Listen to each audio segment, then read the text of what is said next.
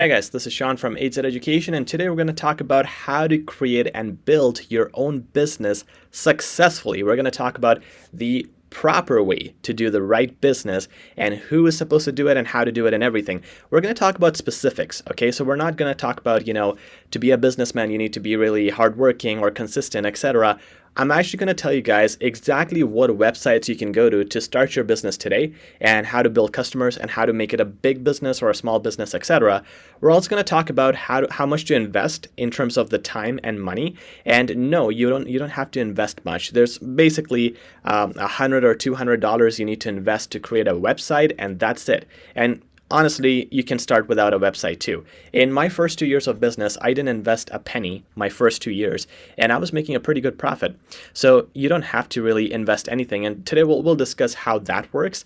But again, I'm going to talk about service-based businesses because I have created my multi-million-dollar company, which is a service-based business using these methods, but I don't have any experience with a product-based company. So if you guys are planning or thinking about creating a product-based business where you're selling a product, a physical item, then this video is not for you. This video is only for people who want to start a service-based business, which I believe is the easiest thing to start with. And I'll tell you guys why. Even if you think you don't have talent for something, I'm going to prove to you that you do, and you will be able to start a business today if you wanted to. So let's get started. One other little thing I want to mention before I explain this video. I might get you guys motivated to start your business, and if I am able to motivate everybody who watches this video to be a business person, then that would be a terrible thing. Make sure, guys, if you guys really want to start a business, you want to get on that journey, even if you're experimenting, there are few qualities that real entrepreneurs have. Okay, not everybody can do business. And the reason, well, the proof of that is anywhere outside. If you research how many businesses fail in their first 5 years, it's a whopping 90%. And that's maybe it's more, honestly, because not everybody has the qualities to be an entrepreneur. We can make a whole different video on the qualities needed to be a good businessman, but just to give you guys a summary, first of all, you need to have a good belief, positivity, and you need to go in it with full confidence and belief that you can actually do a good job for your customers and for yourself. Secondly, you cannot expect to work 9 to 5. You'll be working the whole day and maybe 7 days a week, especially at the start. Then you would also have to, if you are investing to grow your business, you need a few funds to do that.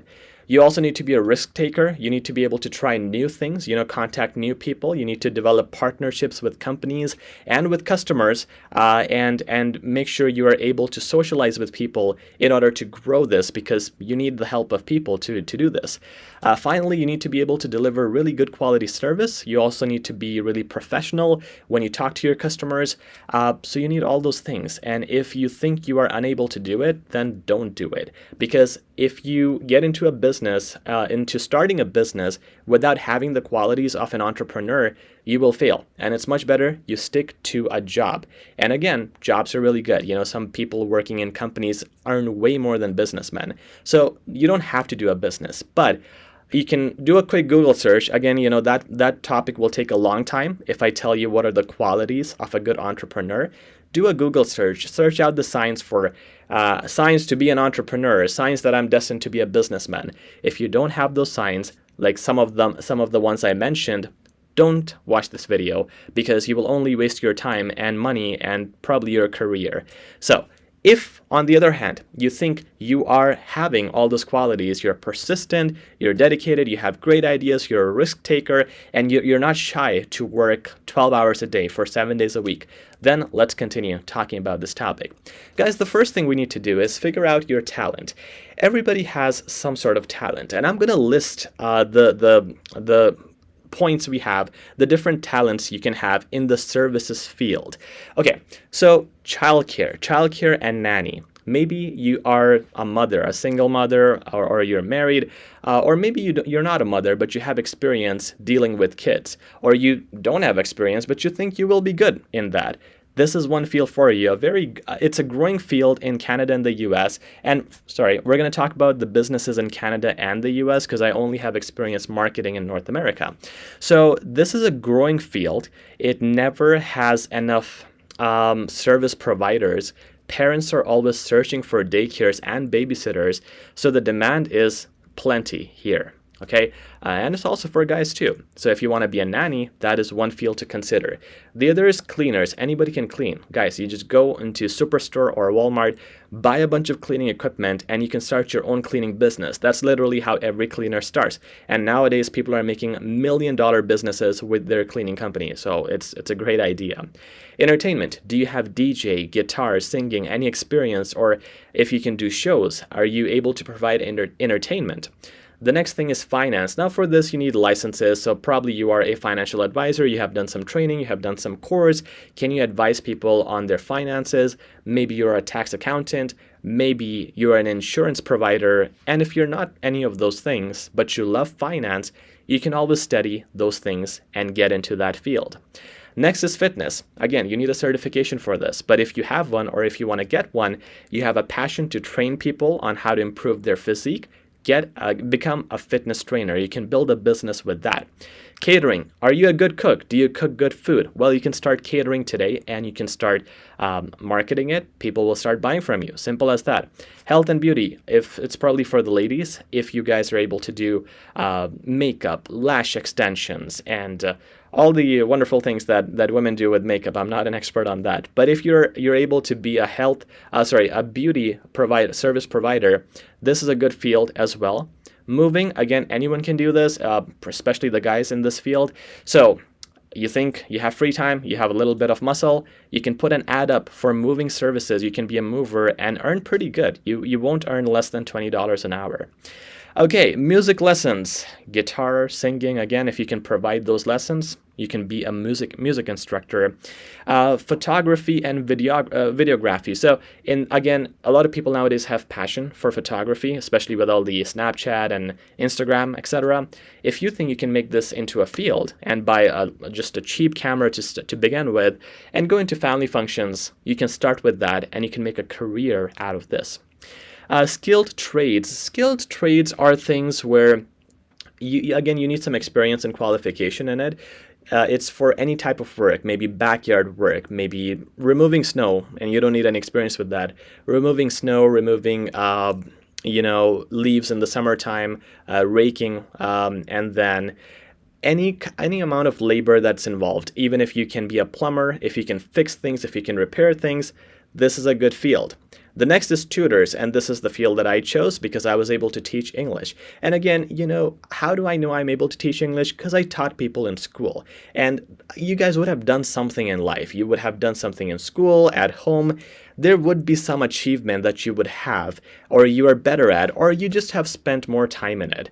That's what I did for tutoring, and I started as an English tutor, and now it's a huge thing. So again, that's the field I chose. Wedding, if you are an event planner or a wedding planner, or you want to be into these events, you can start off with a small family event, and if you mess it up, if it's family, so probably they'll take it easy on you, but you can start with small event planning and then become a big event planner eventually. The final thing is other, and other could mean anything. Of course, if there's any other idea that I didn't discuss, then you can get into that field too, but these fields are the main fields out there. So I will never believe anyone who says that they cannot do any of the above. It's impossible. If you're saying that, you're probably just lazy. Everyone is able to do at least one or two or three of these things. And you guys have to decide which one it is. And then we get started with our initial steps. So step number 1, we're going to talk about 15 steps in total. This is from the beginning of my business up to now, everything that I have done to be successful. And it can be implemented, copy-pasted by everybody. These are the simplest formulas you will get anywhere. So you guys ready for it? Number 1 is pick a field. We have already done that. Number 2, in Canada, you have a really good website. It's called kijiji.ca. Kijiji.ca. In the US, you have Craigslist. So wherever you are, go on those websites and list the service you want to provide. go into different cities. Sometimes if you go between different cities, like you want to post an ad in Winnipeg, then in Halifax, you have to pay a little extra in the other city. So we're just starting a business. Let's not talk about payments. Let's just post in your city. Let's post in Halifax only. And wait for your phone to ring. Wait for the email to come. Some customer will ask you for a service, then the other will ask you, and then you update your ads. And then once you start making money, you post more ads in different locations. Kijiji and Craigslist are really good places to do that.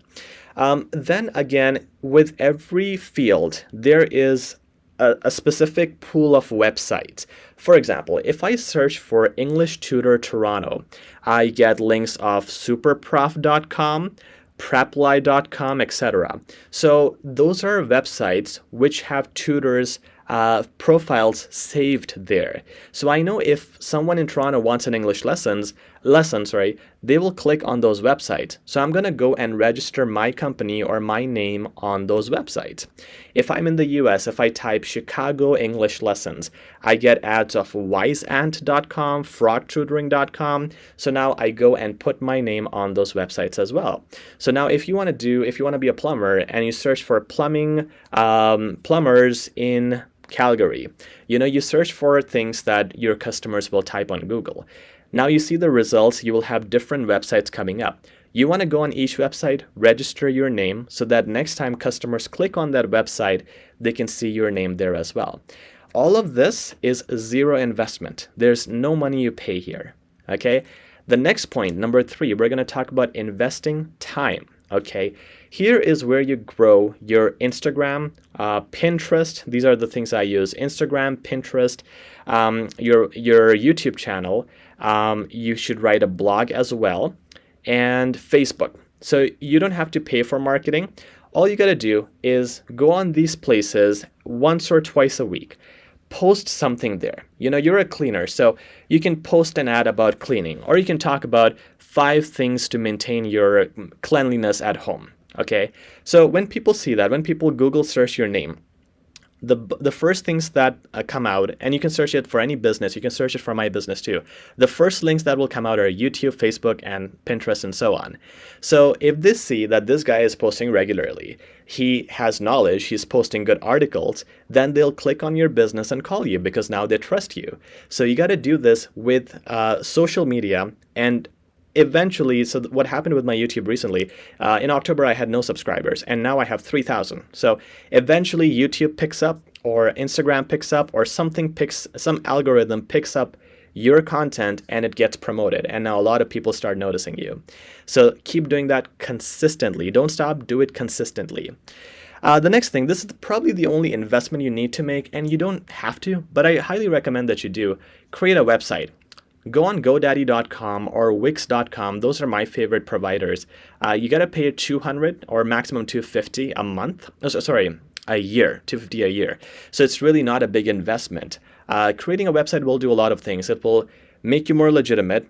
Customers look for websites, right? So it'll be highly helpful, and you can always give this link to any one of your potential customers. So I would highly recommend it, but you don't have to. If you're really tight on money, you don't have to, really. However, the next step, number 5, is related to your website. So you can only do number 5 if you have number 4, which is a website. And number 5 is investing in Google Ads. Now, this is if you have extra money. If you're making enough and you feel like you want more customers, Google AdWords are a great place, are a great resource to get customers. You can type Google Ads and then you will see the instructions. You have to spend about $25 a day for you to reasonably see customers, but it is a pretty good place to find customers. Again, you don't have to. If your other ads are doing good, it's okay. You still don't have to invest anything. Point number 6 is you don't really need business cards. I don't know why everybody emphasizes on business cards so much. Let me tell you, in my 7 years of business, I never had one single customer from a business card. Never. I made the same mistake, so this is what people recommend. Give business cards, distribute them.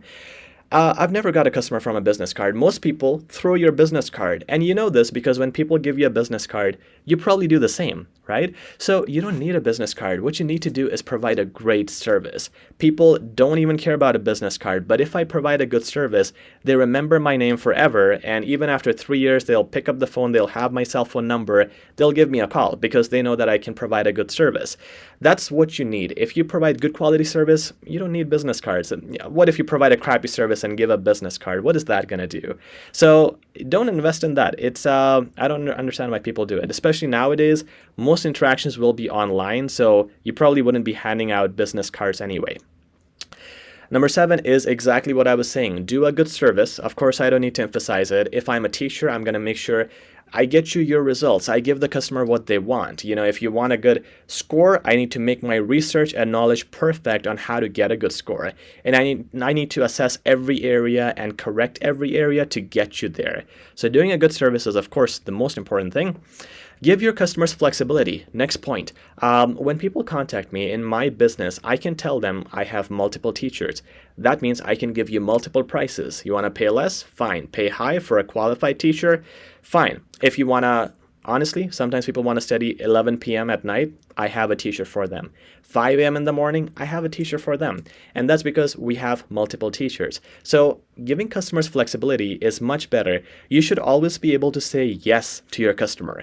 Can you come to my yard, clean my yard on a Sunday? Yes. Can you babysit? I'm leaving for a party in 1 hour. Sorry for the short notice. No problem, Mr. Customer. Yes. So you should always tell customers yes instead of no. Give them flexibility and tell them yes. All right. Next is give them fast responses. You can easily beat your competition if you're just fast in responding. 2 hours is, I think, a little too much. 1 hour is a really good timeline. Respond to them within 1 hour, maximum 24 hours. If you go over 24 hours, your business sucks. All right, so fast responses. Number 10, what makes you better? Obviously, you want to have a competitive edge. So think about what things can make your business better. In tutoring, we think of a lot of things. We think about providing customers, first of all, a range of tutors and a range of schedules so they have flexibility. Then we think about providing them the free session to start because we're confident in our teaching. So let's invest in a free session, give them something that other companies don't. Now we mix it with immigration services. If you need immigration, fine, we'll get you that. You need a speaking partner, fine, we have a free speaking partner platform. Now we're also adding courses of pronunciation and grammar and public speaking. I'll be uploading them very soon, hopefully by July, and customers will be getting that too. And no other company is doing that. So your competitive advantage should be out there. Okay, the next thing is contact your competition. So what you want to do, you are, let's say, in catering, right? You started your catering business.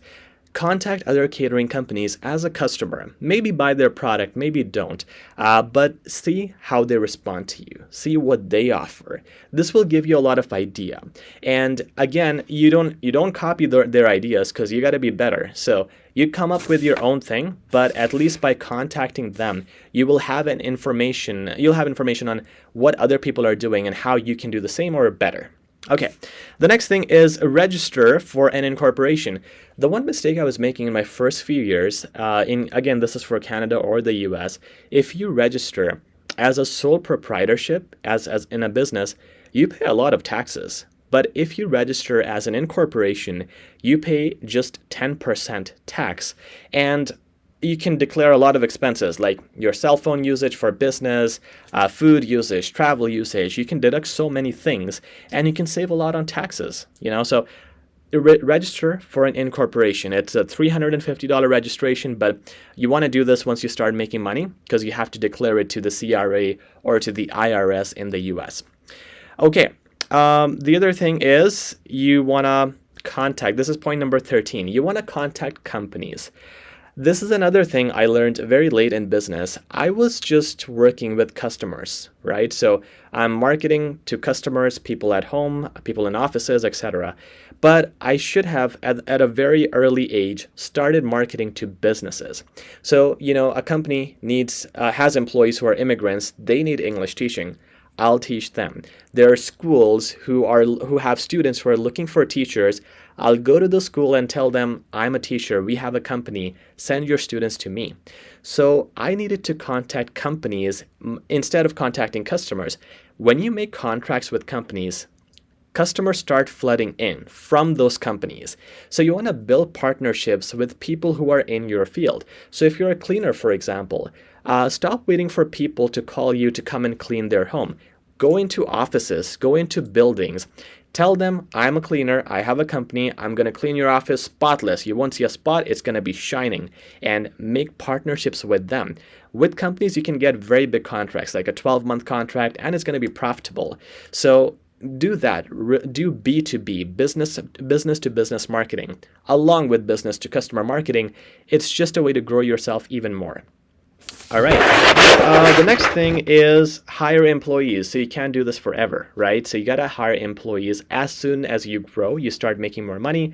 Hire one person and then share your workload with that person. Then hire the other and share workload. Eventually, once you reach 4 to 5 employees, they will do all the work. And now you can get into marketing, managing the quality, and other big areas of business. So now after hiring, you get more time towards what you need to do. And that's why delegating is very important. Every successful businessman knows the value of delegating. Give your tasks to others, pay them for it, and you can get involved into much more important tasks. That brings me to my last point. The most important task is the last point. Once your business is doing really good, you have numbers to prove the growth, and you have experience in it. Now you contact investors.